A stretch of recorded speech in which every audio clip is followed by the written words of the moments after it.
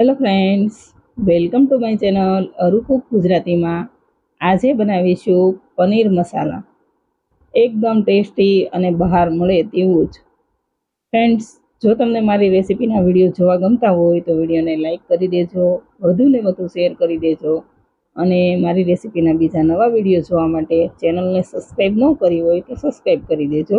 પનીર મસાલા બનાવવા માટે અહીં મેં પનીરના ટુકડા કરી લીધા છે. આ પનીર મારું હોમમેડ છે. મેં આ પનીર 1.5 લીટર દૂધમાંથી તૈયાર કરેલું છે અને ઘરે પનીર કઈ રીતે બનાવવું તેની રેસીપી મેં મારી ચેનલમાં આપી દીધી છે. હવે પનીરને બાઉલમાં લઈ લઈએ. હવે તેમાં 1 ચમચી લાલ મરચું પાવડર નાખીશું.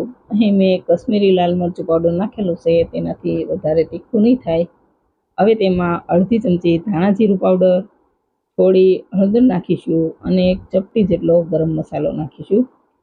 હવે થોડું મીઠું નાખી દઈએ અને તેને ધીમે ધીમે આ રીતે ઉછાળી અને ચલાવતા રહી સારી રીતે બધા જ મસાલા મિક્સ કરી લઈએ.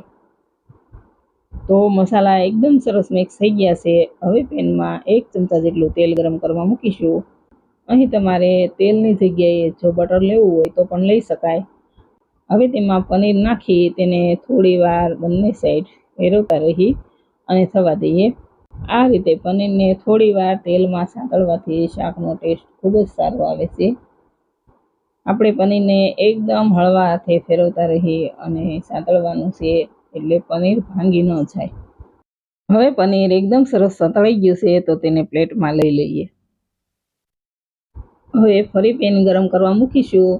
તેમાં 1 ચમચી આખા ધાણા, 1 ચમચી આખું જીરું, 1 ચમચી વરિયાળી, 2 એલચી, 1 તજનો ટુકડો, 4 આખા મરી અને 2 લવિંગ નાખી થોડી વાર ચલાવતા રહી મસાલાનો થોડો કલર ચેન્જ થાય અને સુગંધ આવે ત્યાં સુધી શેકી લઈએ. હવે થોડી વાર પછી મસાલા સરસ શેકાઈ ગયા છે, કલર ચેન્જ થઈ ગયો છે અને સુગંધ ખૂબ જ સરસ આવી રહી છે. તો ગેસ બંધ કરી દઈએ અને થોડી વાર ચલાવતા રહી મસાલાને ઠારી લઈએ. હવે મસાલા એકદમ સરસ ઠરી ગયા છે, તો તેને મિક્સર જારમાં લઈ લઈએ અને મિક્સર ચાલુ બંધ કરતાં ક્રશ કરી લઈએ. આપણે મસાલાને આ રીતે એકદમ સરસ ક્રશ કરી લીધા છે, તો થોડી વાર સાઈડમાં મૂકી દઈએ. હવે ફરી પેન ગરમ કરવા મૂકી તેમાં બટર નાખીશું અને બટર બળે નહીં એટલે થોડું તેલ પણ નાખીશું. હવે તેમાં તજનો ટુકડો, સ્ટાર ચક્ર, 2 લવિંગ, તમાલપત્ર, અડધી ચમચી આખું જીરું અને ઝીણા કાપેલા મરચાં નાખી થોડી વાર ચલાવતા રહી થવા દઈએ.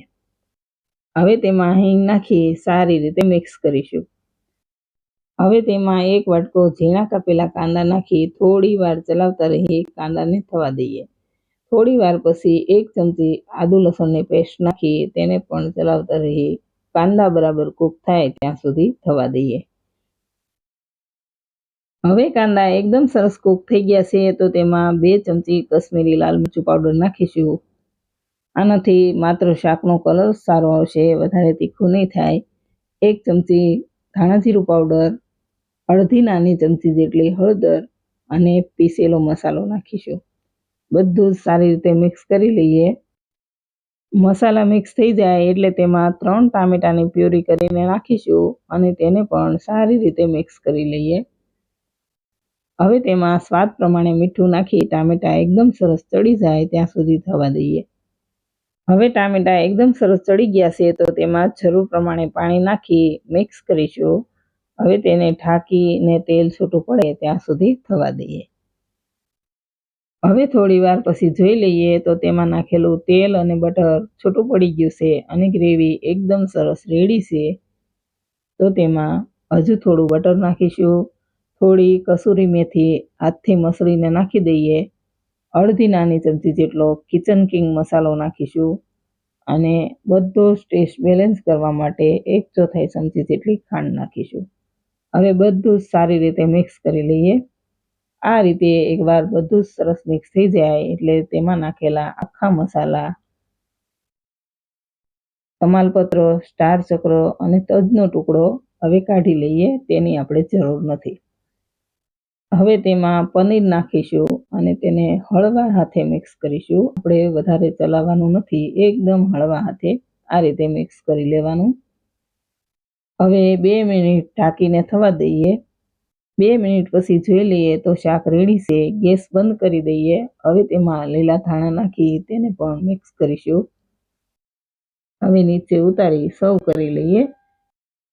તો ફ્રેન્ડ્સ, રેડી છે એકદમ ફટાફટ ઘરની જ સામગ્રીમાંથી બહાર મળે તેવું જ ખૂબ જ ટેસ્ટી પનીર મસાલા.